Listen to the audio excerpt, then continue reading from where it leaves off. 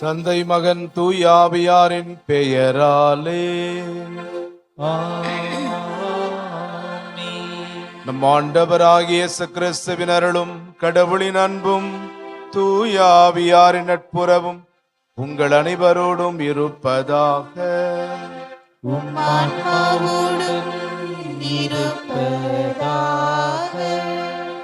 இயேசுவில் அன்புக்குரியவர்களே, ஞானத்தின் இருப்பிடமான ஆரோக்கிய அண்ணனுடைய மன்றாட்டால் நம்முடைய பிள்ளைகள் தேர்வுகளை நல்ல முறையில் எழுத வேண்டி இன்றைய திருப்பலியிலே நாம் சிறப்பாக ஜெபிப்போம். நீ என் எலும்புகளின் எலும்பு, என் சதையின் சதை என்று பாராட்டி பாசமழையை பொழிந்தவர் ஆதாம். அதே ஆதாம் பாவம் செய்த பிறகு, நீர் எனக்கு துணையாக கொடுத்த அந்த பெண்ணே மரத்தின் கனி எனக்கு கொடுத்தார் என்று மனைவி மீது குறை கூறுகிறாள். இன்றைக்கு நம்முடைய வாழ்க்கையில், நம் குடும்பங்களில், நிறுவனங்களில், பங்கிலும் அப்படித்தான். போற்றுகிற வாய்தான் தூற்றுகிறது, பாராட்டுகிற வாய்தான் பழித்துரைக்கிறது. நன்மை செய்ய நாம் விரும்புகிறோம், நன்மைகளை செய்வதில்லை. உண்மையை பேச ஆசைப்படுகிறோம், ஆனால் நம்மால் முடிவதில்லை. நமக்குள்ளே இரு மனங்கள் உண்டு. ஒரு மனம் நல்லதை செய்யும், இன்னொரு மனம் தீயதை செய்யும். சில நேரங்களில் நமக்கே உரிய பலவீனத்தால், பாவத்தால் நன்மைக்கு பதிலாக நாம் தீமைகளையே செய்திருக்கிறோம். அவற்றுக்காக நாம் இறைவனிடம் மனம் வருந்தி மன்னிப்பு கேட்போம். எங்களை தந்தையோடும் எல்லா மக்களோடும் ஒப்புரவாக்க வந்த ஆண்டவரே இரக்கமாயிரும். ஆண்டவரே இரக்கமாயிரும். எங்கள் பாவங்களுக்காக பலியான கிறிஸ்துவே இரக்கமாயிரும். கிறிஸ்துவே இரக்கமாயிரும். எங்களுக்காக தந்தையிடம் என்றும் பரிந்து பேசுகின்ற ஆண்டவரே இரக்கமாயிரும். ஆண்டவரே இரக்கமாயிரும். எல்லாமல்ல இறைவன் நம் மீது இரக்கம் வைத்து நம் பாவங்களை மன்னித்து நம்மை நிலை வாழ்வு கடத்தி செல்வாராக. ஆமென். மன்றாடுவோமாக.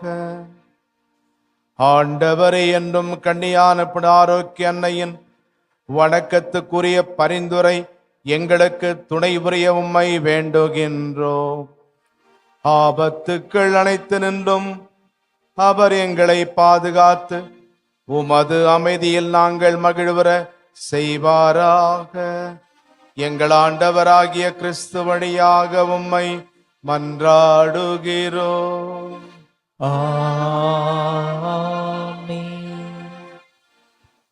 தொடக்க நூலிலிருந்து வாசகம். அதிகாரம் 3, இறை வார்த்தைகள் 9 முதல் 24 முடிய. அந்நாட்களில் ஆண்டவராகிய கடவுள் மனிதனை கூப்பிட்டு, நீ எங்கே இருக்கின்றாய் என்று கேட்டார். உம் குரல் ஒலியை நான் தோட்டத்தில் கேட்டேன், ஆனால் எனக்கு அச்சமாக இருந்தது, ஏனெனில் நான் ஆடையின்றி இருந்தேன், எனவே நான் ஒளிந்து கொண்டேன் என்றான் மனிதன். நீ ஆடையின்றி இருக்கின்றாய் என்று உனக்கு சொன்னது யார்? நீ உண்ணக்கூடாது என்று நான் விலக்கிய மரத்திலிருந்து நீ உண்டாயோ என்று கேட்டார். அப்பொழுது அவன், என்னுடன் இருக்கும்படி நீ தந்த அந்த பெண் மரத்தின் கனியை எனக்கு கொடுத்தாள், நானும் உண்டேன் என்றான். ஆண்டவராகிய கடவுள், நீ ஏன் இவ்வாறு செய்தாய் என்று பெண்ணை கேட்க, அதற்கு பெண், பாம்பு என்னை ஏமாற்றியது, நானும் உண்டேன் என்றாள். ஆண்டவராகிய கடவுள் பாம்பிடம், நீ இவ்வாறு செய்ததால் கால்நடைகள், காட்டு விலங்குகள் அனைத்திலும் சபிக்கப்பட்டிருப்பாய். உன் வயிற்றினால் ஊர்ந்து உன் வாழ்நாள் எல்லாம் புழுதியை தின்பாய். உனக்கும் பெண்ணுக்கும் உன் வித்துக்கும் அவள் வித்துக்கும் பகையை உண்டாக்குவேன். அவள் வித்து உன் தலையை காயப்படுத்தும், நீ அதன் குதிகாலை காயப்படுத்துவாய் என்றார். அவர் பெண்ணிடம், உன் மகப்பேற்றின் வேதனையை மிகுதியாக்குவேன். வேதனையில் நீ குழந்தைகள் பெறுவாய். ஆயினும் உன் கணவன் மேல் நீ வேட்கை கொள்வாய், அவனோ உன்னை ஆழ்வான் என்றார். அவர் மனிதனிடம், உன் மனைவியின் சொல்லை கேட்டு நீ உண்ணக்கூடாது என்று நான் கட்டளையிட்ட விலக்கிய மரத்திலிருந்து நீ உண்டதால் உன் பொருட்டு நிலம் சபிக்கப்பட்டுள்ளது. உன் வாழ்நாள் எல்லாம் வருந்தி அதன் பயனை உழைத்து நீ உண்பாய். முட்செடியையும் முட்புதரையும் உனக்கு அது முளைப்பிக்கும். வயல்வெளி பயிர்களை நீ உண்பாய். நீ மண்ணிலிருந்து உருவாக்கப்பட்டதால் அதற்கு திரும்பும் வரை நெற்றி வியர்வை நிலத்தில் விழ உழைத்து உன் உணவை உண்பாய். நீ மண்ணாய் இருக்கின்றாய், மண்ணுக்கே திரும்புவாய் என்றார். மனிதன் தன் மனைவிக்கு ஏவாள் என்று பெயரிட்டான், ஏனெனில் உயிருள்ளோர் எல்லோருக்கும் அவளே தாய். ஆண்டவராகிய கடவுள் மனிதனுக்கும் அவன் மனைவிக்கும் தோளாடைகள் செய்து அவர்கள் அணிய செய்தார். பின்பு ஆண்டவராகிய கடவுள், மனிதன் இப்பொழுது நம்முள் ஒருவர் போல் நன்மை தீமை அறிந்தவன் ஆகிவிட்டான்.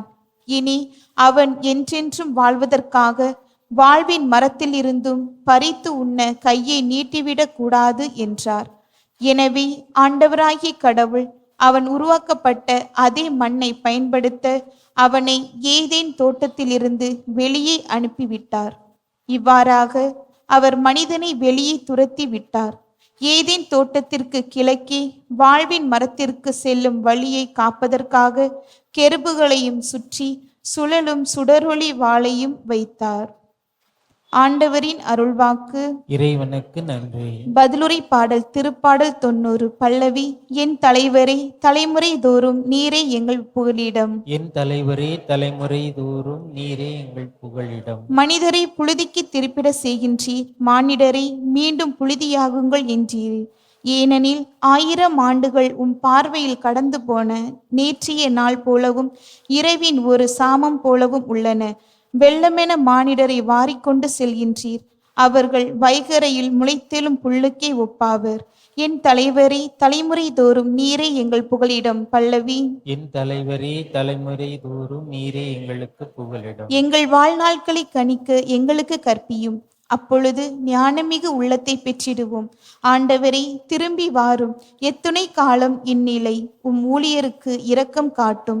என் தலைவரே, தலைமுறை தோறும் நீரே எங்கள் புகலிடம். பல்லவி. என் தலைவரே, தலைமுறை தோறும் நீரே எங்களுக்கு புகலிடம்.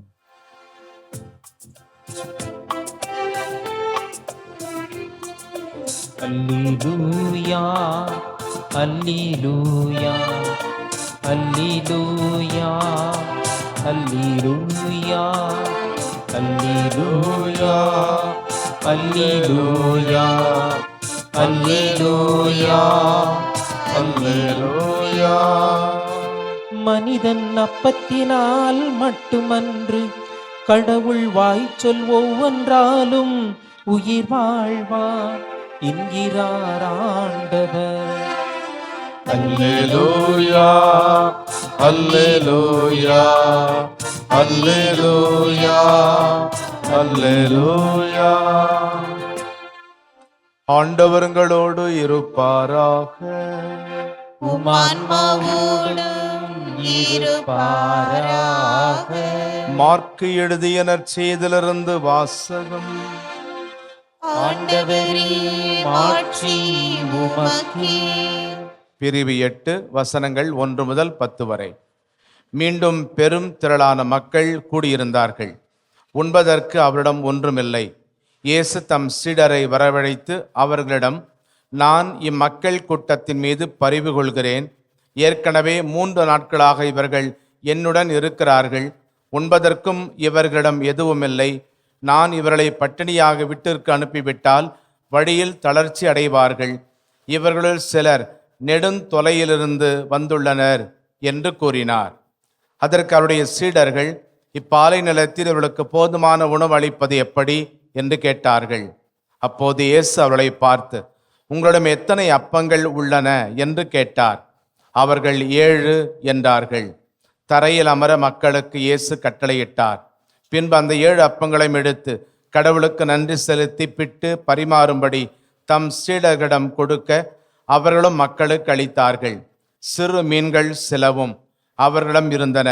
அவற்றின் மீது அவர் ஆசை கூறி பரிமாறச் சொன்னார். அவர்கள் வயிறார உண்டார்கள். மீதியாயிருந்த துண்டுகளை 7 கூடைகள் நிறைய எடுத்தார்கள். அங்கிருந்தவர்கள் ஏறக்குறைய 4000 பேர். பின்பு அவர் அவர்களை அனுப்பிவிட்டார். உடனடியாக தம் சீடருடன் படகேறி தல்மனூத்தா பகுதிக்கு சென்றார். ஆண்டவரின் அருள்வாக்கு. கிறிஸ்துவே உமக்கு புகழ். 2ஆம் உலகப் போர் முடிவடைந்த பிறகு அந்த போரின் காரணமாக பல குழந்தைகள் அனாதைகளாக்கப்பட்டார்கள். எனவே கூட்டணி நாடுகளுடைய இராணுவ வீரர்கள் அக்குழந்தைகளை தங்கள் முகாம்களிலே தங்க வைத்தார்கள். அக்குழந்தைகள் பட்டினியால் மிக மெலிந்து காணப்பட்டதை அறிந்த வீரர்கள் அவர்களுக்கு தேவையான உணவை தந்தார்கள். ஆனாலும் இரவில் பல குழந்தைகள் உறங்குவதற்கு பதிலாக விழித்திருப்பதை கண்ட வீரர்கள் என்ன செய்வது என்று அறியாமல் திகைத்தார்கள். அவர்களிலே ஒரு படை வீரர் குழந்தைகள் தூங்கப் போவதற்கு முன்பாக ஒவ்வொரு குழந்தைக்கும் ஒரு ரொட்டி துண்டை கொடுத்தார். அக்குழந்தைகள் அந்த ரொட்டியை தங்கள் தலையணைக்கு அடியிலே வைத்து கொண்டு அன்றிரவு அமைதியாக உறங்கச் சென்றார்கள்.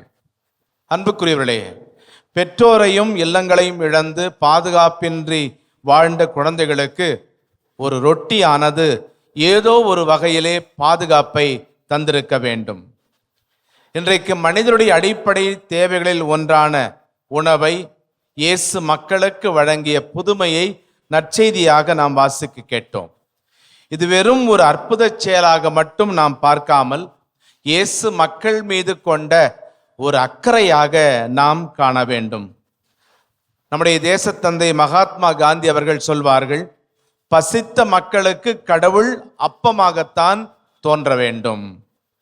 பழைய ஏற்பாட்டிலே இறைவன் இஸ்ரேல் மக்களுக்கு மன்னா என்கின்ற உணவை தந்தார். புதிய ஏற்பாட்டிலே இயேசு பசித்திருந்த மக்களுக்கு புசிக்க அப்பங்களை கொடுத்தார். பட்டினியாக இருந்த மக்களின் வயிற்றை நிரப்பினார். உண்டி கொடுத்தோர் உயிர் கொடுத்தோரே என்பதற்கேற்ப இயேசு பட்டினியாக மக்களை வீட்டுக்கு அனுப்பாமல் வயிறார உணவு தந்து தமது ஆழ்ந்த அக்கறையை வெளிப்படுத்துகின்றார். 7 அப்பங்களை பெற்று இயேசு எல்லாருக்கும் பரிமாறுகிறார், பசி ஆற்றுகிறார். பகிர்ந்தால் பசி ஆறும் என்கின்ற உண்மையை உணர வைக்கின்றார். தனி ஒருவராய் இயேசு அப்பங்களை பலுகச் செய்தார் என்பது புதுமை. அவருடைய மிகுந்த வல்லமையை காட்டுகிறது. அது இறைவனால் மட்டுமே முடியும். ஆனால் அதைவிட தம்மிடம் இருப்பதை 7 அப்பங்களை சீடர்கள் பகிர்ந்து கொள்ள செய்தது அதைவிட ஒரு பெரிய ஒரு புதுமை. நாம் வாழுகிற இந்த உலகத்திலே, நம்முடைய சமுதாயத்திலே இந்த பகிர்வு புதுமையானது அதிகமாக தேவைப்படுகிறது. ஒரு ஹோட்டலின் முன்பாக ஒரு விலையுயர்ந்த கார் ஒன்று நிறுத்தப்பட்டிருந்தது. இந்த காரை ஒரு ஏழை சிறுவன் வெகு நேரமாக உற்று பார்த்து கொண்டே இருந்தான். கார் உரிமையாளர் வந்த பொழுது அவரை பார்த்து, இந்த கார் உங்களுடையதா? ஆம், என்னுடையதேதான். இதை எனது அண்ணன் எனக்கு பரிசாக கொடுத்தார். நீங்கள் ஏதாவது ஒரு சிறப்பான காரியத்தை செய்தீர்களா? அதற்காக பரிசாக கொடுத்தாரா? இல்லை, என் அண்ணனுக்கு என் மேல் அதிக அன்பு உண்டு, கிறிஸ்மஸ் பரிசாக எனக்கு அதை கொடுத்தார் என்று சொன்னார். அப்படி இந்த சிறுவன் பெருமூச்சு விட்டு எனக்கும் என்று ஏதோ சொல்ல ஆரம்பித்தான். அதற்கு அந்த கார் உரிமையாளர், எனக்கும் அப்படிப்பட்ட ஒரு அண்ணன் இருந்தால் நலமாக இருக்கும் என்று அவன் சொல்வான் என்று அவர் நினைத்தார். ஆனால் அந்த சிறுவன் சொன்னான், நானும் உங்களை போன்ற மனது எனக்கு இருந்தால் என் தம்பிக்கு இது போன்ற காரை நான் பரிசாக தருவேன் என்று சொன்னான். வழக்கமாகவே நம்முடைய மனது பிறரிடமிருந்து எதை பெற்றுக்கொள்ளலாம் என்பதாகத்தான் இருக்கும். ஆனால் இந்த ஏழை சிறுவன் பிறருக்கு நாம் என்ன தரலாம் என்பதுதான் அவனுடைய மனமாக இருந்தது. வானிலிருந்து கடவுள் இன்றைக்கு இறங்கி புதுமை செய்தால்தான் இவ்வுலகத்தினுடைய பசியை போக்க முடியும் என்று நினைக்கிறோம். அல்லது சக்தி வாய்ந்த அரசுகள் மனது வைத்தால்தான் நம் நாட்டில் வறுமை நீங்கும் என்று நினைக்கிறோம். இருப்பவர்கள் பகிர்ந்து கொண்டால்தான் இல்லாதவர் நிலை உயரும் என்று நாம் நினைக்கிறோம். ஆனால் அந்த சிறுவனை போல நாமும் பகிர்வு புதுமையை நாம் தனிப்பட்ட முறையில் ஒவ்வொருவரும் ஆரம்பித்தால் இந்த உலகில், குறிப்பாக நம் நாட்டில் பசி இருக்காது, பட்டினி இருக்காது. பசியாயிருப்போருக்கு மதிய உணவு கொடுத்தால் மட்டும் போதாது. அல்லது நாட்டின் தானிய கிடங்குகளை திறந்து தானியங்களை பகிர்ந்து கொண்டால் மட்டும் போதாது. அனைவருக்கும் உணவு, உடை, உறைவிடம் என்ற சம வாய்ப்பு கிடைத்தால் மட்டுமே நம்முடைய நாட்டினுடைய பசி பட்டினி முற்றிலுமாக நீங்கும். அன்புக்குரியவர்களே, தொடக்க திரு அவையிலே நம்பிக்கை கொண்டோர் அனைவரும் அனைத்து உடைமைகளையும் பொதுவாய் வைத்து அவரவர் தேவைகளுக்கேற்ப பகிர்ந்து கொண்டார்கள் என்று வாசிக்கிறோம். இந்த நற்செய்தியிலே அந்த சிறுவனும் தன்னிடம் இருப்பதை அவன் பகிர்ந்து கொள்ள முற்படுகின்றான். நாமும் நம்மிடம் இருப்பதை பகிர்ந்து கொண்டால் பசி தீரும்.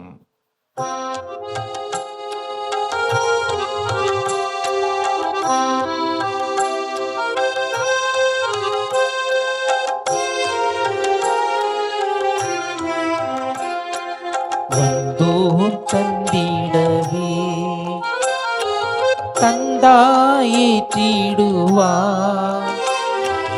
இவ்வாழ்வை உமக்கே பலியாய் தந்தோம் அன்பாயேற்றிடுவார். வந்தோர் தந்திடவே தந்தாயேற்றிடுவார், இவ்வாழ்வை உமக்கே பலியாய் தந்தோம் அன்பாயேற்றிடுவார்.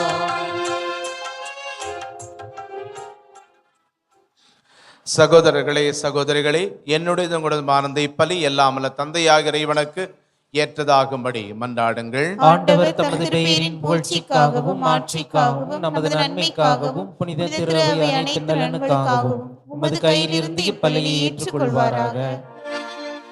ஆண்டவரே, மன நிறைவும் புகழ்ச்சியும் அளிக்கும் காணிக்களும் ஒப்புக் கொடுக்கும் நாங்கள் உம்மை தாழ்மையுடன் வேண்டுகின்றோம். அதனால் புனித கன்னிமரியாவின் எடுத்துக்காட்டை பின்பற்றி உமக்கு உகந்த புனித பலி பொருளாக எங்களை அர்ப்பணிக்க வரம் அருள்வீராக. எங்கள் ஆண்டவராகிய கிறிஸ்து வழியாக உம்மை மன்றாடுகிறோம். ஆண்டவர் உங்களோடு இருப்பாராக. உம்மான்மாவோடும் இருப்பாராக. இதயங்களை மேலே எழுப்புங்கள். ஆண்டவரிடம் எழுப்பியுள்ளோம். நம் இறைவனாகிய ஆண்டவருக்கு நன்றி கூறுவோம். அது தகுதியும் நீதியும் ஆனதே. ஆண்டவரே, தூயவரான தந்தையே, புனிதர் அனைவரிடம் விளங்கும் மேன்மையை கண்டு நாங்களும் வியப்புக்குரியவரன் அறிக்கிடுவதும் மிகச்சிறப்பாக தூய் ஆரோக்கிய அன்னை நினைவுகூறும் இந்த நாளிலே அவருடைய நன்றி கலந்த புகழுரையால் இந்த கனிவை ஏற்றி போற்றுவதும் மெய்யாகவே தகுதியும் நீதியுமாகும், எங்கள் கடமை மீட்புக்குரிய செயலுமாகும். ஏனெனில் உலகெங்கும் அதன் இறுதி எல்லை வரை நீர் அரும்பெரும் செயல்கள் பல புரிந்துள்ளீர்.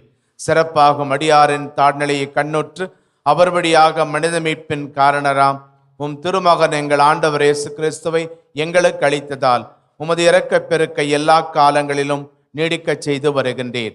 அவர் வழியாக உமது மாண்பை வான தூதரின் அணிகள் வழிபடுகின்றன. உம் திருமுன் எக்காலத்தும் மகிழ்கின்றன. அவர்களோடு எங்கள் குரலையும் சேர்த்துக் கொள்ளுமாறு நாங்கள் உம்மை தாழ்மையோடு இறைஞ்சி புகழ்ந்து அக்களிப்புடன் போற்றுவதாவது: தூயவர் தூயவர் தூயவர், வான்படைகளின் கடவுளாம் ஆண்டவர்.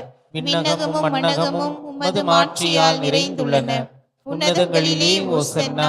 ஆண்டவர் பேரால் வருகிறவர் ஆசி பெற்றவர். உன்னதங்களிலே ஓசன்னா. ஆண்டவரை நிர்மையாகவே தூயவர், தூய்மை அனைத்துக்கும் ஊற்று. ஆகவே நம்முடைய ஆவியை பொழிந்து இக்காணிக்கைகளை தூய்மைப்படுத்த உம்மை வேண்டுகிறோம். இவ்வாறு எங்கள் ஆண்டவர் இயேசு கிறிஸ்துவின் உடலும் இரத்தமுமாக எங்களுக்கு இவை மாறுவனவாக. அவர் பாடுபட உளம் கனிந்து தம்மை கையளித்த போது அப்பத்தை எடுத்து நன்றி செலுத்தி அதை பிட்டு தம் சீடர்களுக்கு அளித்து இயேசு கூறியதாவது: அனைவரும் இதிலிருந்து பெற்று உண்ணுங்கள், ஏனெனில் இது உங்களுக்காக கையளிக்கப்படும் என் உடல்.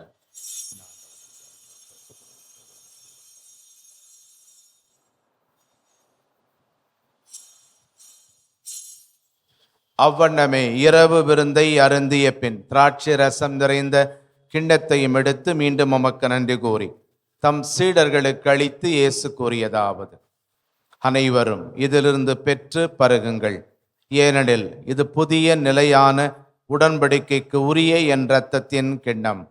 இது பாவ மன்னிப்புக்கென்று உங்களுக்காகவும் பலருக்காகவும் சிந்தப்படும். இதை என் நினைவாக செய்யுங்கள்.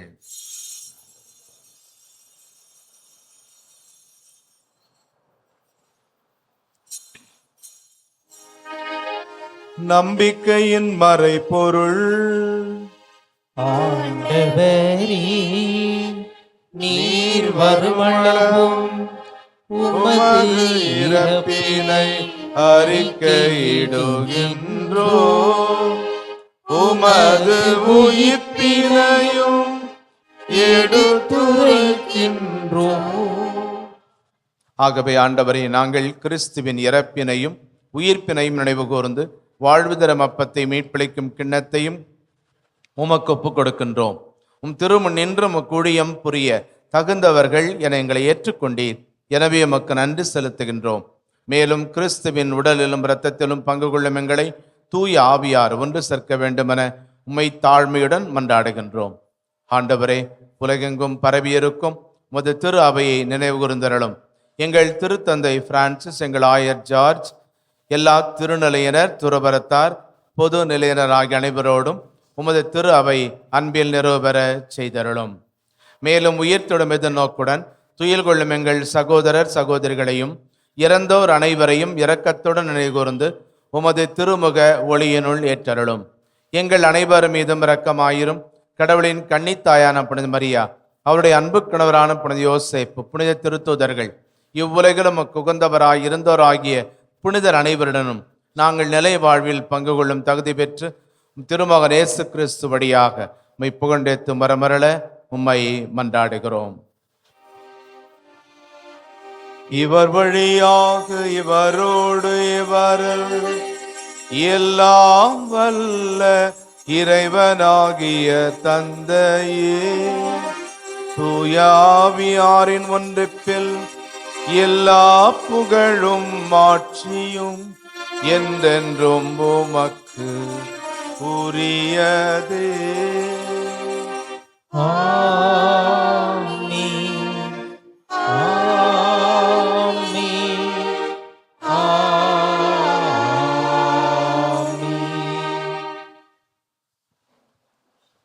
மீட்பரின் கட்டளையால் கற்பிக்கப்பட்டு இறை படிப்பனையால் பயிற்சி பெற்ற நாம் துணிந்து ஜெபிப்போம். விண்ணுலகில் இருக்கின்ற எங்கள் தந்தையே, உமது பெயர் தூயது என போற்றப் பெறுக.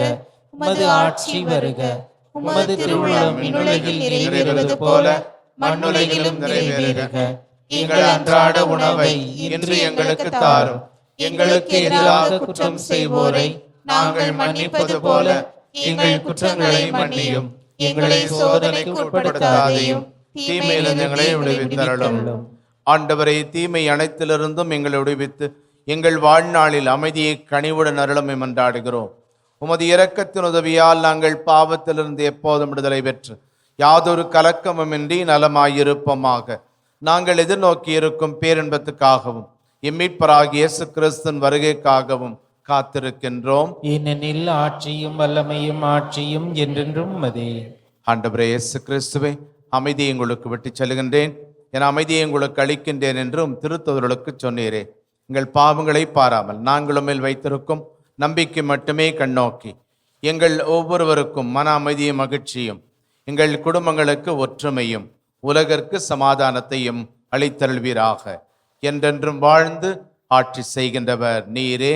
ஆமென். ஆண்டவருடைய சமாதானம் உங்களோடு என்றும் இருப்பதாக, ஆன்மாவுடன் இருப்பதாக. ஒருவருக்கொருவர் சமாதானத்தை அறிவித்துக் கொள்வோம். சமாதானம். உலகின் பாவங்களை போக்கும் இறைவனின் செம்மறியே, எங்கள் மேல் இரக்கமாயிரும். உலகின் பாவங்களை போக்கும் இறைவனின் செம்மறியே, எங்கள் மேல் இரக்கமாயிரும். உலகின் பாவங்களை போக்கும் இறைவனின் செம்மறியே, எங்களுக்கு அமைதியை அளித்தருளும். இதோ இறைவனின் செம்மறிதோ உலகின் பாவங்களை போக்குகின்றவர், தம்மையே நம் அனைவருக்கும் பகிர்ந்தளிக்கும் உணவு இவர். இவரை உணவாக உண்ண இன்று அழைக்கப்பட்டிருக்கிறோம். நாம் பேறு பெற்றவர்கள். ஆண்டவரே, நீரே நிலத்தில் எழுந்தருள நான் தகுதியற்றவன், ஆனால் ஒரு வார்த்தை மட்டும் சொல்லியருளும், எனது ஆன்மா நலமடையும். மன்றாடுவோமாக. ஆண்டவரை, விண்ணக கொடைகளால் நாங்கள் வளம் பெற்றுள்ளோம். புனித ஆரோக்கிய அன்னை எடுத்துக்காட்டை பின்பற்றி புனித வாழ்க்கையால் அம்முக்கு ஊழியம் புரியவும் அவருடன் இணைந்து உண்மையான புகழ்ச்சியினால் உம்மை மாட்சிப்படுத்தவும் எங்களுக்கு அருள்வீராக.